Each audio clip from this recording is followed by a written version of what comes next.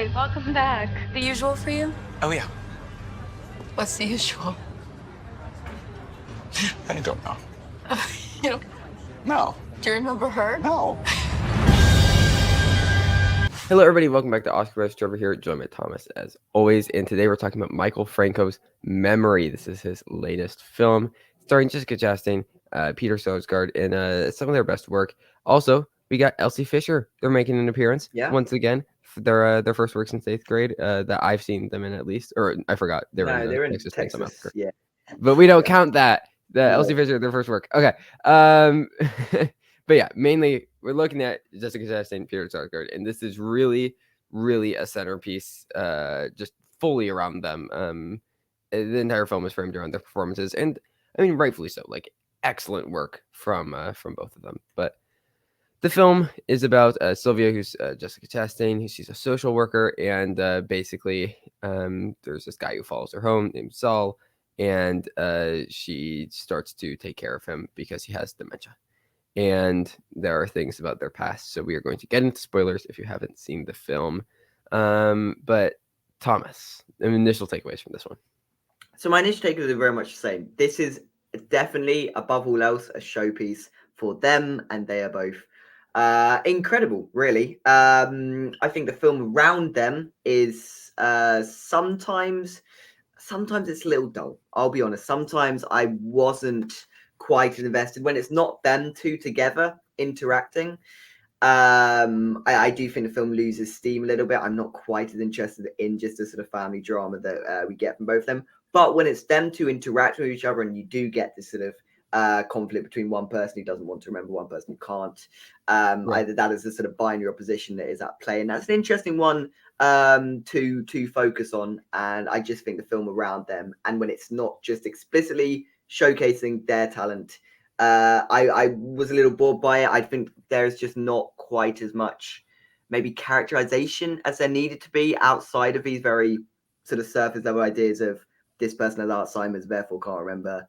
This person was victim of sexual abuse and other sort of stuff in the past and wants to forget that. I don't know if we get a clear sense of their characters outside of that specific narrative function for them, which I think just left me feeling slightly underwhelmed. It's a decent story though. It's a decent portrayal of these kind of themes, but I don't know if there's much substance really going on underneath. I personally, I really appreciated the stripped back direction, and I really think that it works. I think that we've seen a lot of films deal with dementia and memory loss and all these types of things, and they all do it in a very formally direct way, I think. And I think Franco does something really interesting here where, as you said, there is this like binary opposition between one character who remembers too much, one character who doesn't want to remember. And we're kind of placed in between them because, again, getting in spoilers, right? Throughout the film, they begin to like develop this relationship. And I almost see it as this like relationship between these two different, I guess, perspectives and encapsulations of what memory can be. And I think not doing anything that formally interesting and just allowing it to be very stripped back, it's almost like inviting the audience to like impart their own, life's memories, thoughts, feelings onto the story, and it leaves it very, very open, I think, for engagement, which I think really works for a story like this because it's almost like asking to directly engage with the audience on terms of memory. And I agree. I don't think that works when those themes aren't specifically centered around Chastain and Skarsgård. I think when it is more stripped back and focused on other characters, I don't think it works because that central tension of these two conflicting relationships with memory isn't there. But I think when you have that, central tension of memory between them, then I think that the stripped back nature works as a kind of, it's not even like a surrogate for the audience, but just as like kind of like a thematic piece for the audience to become a part of in a way. Like you mentioned, the direction's quite stripped back. The narrative is also a little too stripped back for me to really sort of engage very much into it. People talk about films where nothing happens. This is very much a film where not very much happens, especially. I mean, that isn't an issue for like my favorite film of all time is John Dillon, so I don't mind with that. Yeah, I can see. And it doesn't always have to be sort of very narrative driven films that really appeal to me. But with a film like this, I think it is trying to be in parts, and it is in those parts where the film doesn't work. I'd rather this has been a bit shorter, a bit more stripped back, to even just really focused in on this relationship, have it build up. I don't think we needed all the elements outside of it, and I do Like the stuff think of the daughter, I don't think. yeah, it just sort of detracted from it, and it did sort of halt the pace as well. Like it's creating a slow sort of methodical pace, which I think is good. And it sort of builds this relationship very believably, very naturally. But then you sort of get interrupted with other elements that are just sort of shoehorned in, thrown in, and kind of feel irrelevant to the overall themes of what it's actually trying to Sure. deal with.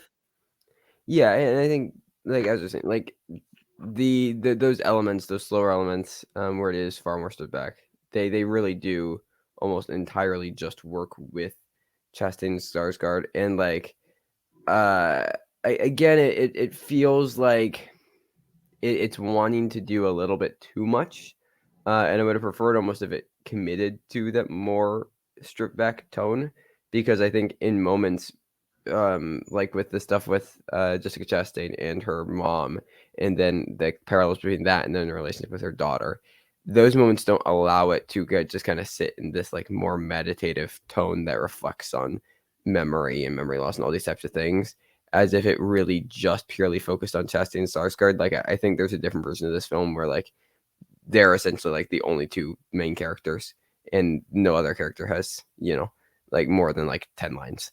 And I think that would be very, very interesting to see, just as kind of like a tour de force for those two performances. And a really interesting exercise in dialogue, as you like tried to incorporate the expositional elements just through conversation. And I think that could have been a stronger way to approach the film, that would have allowed, I think, for the stripped back nature to work more.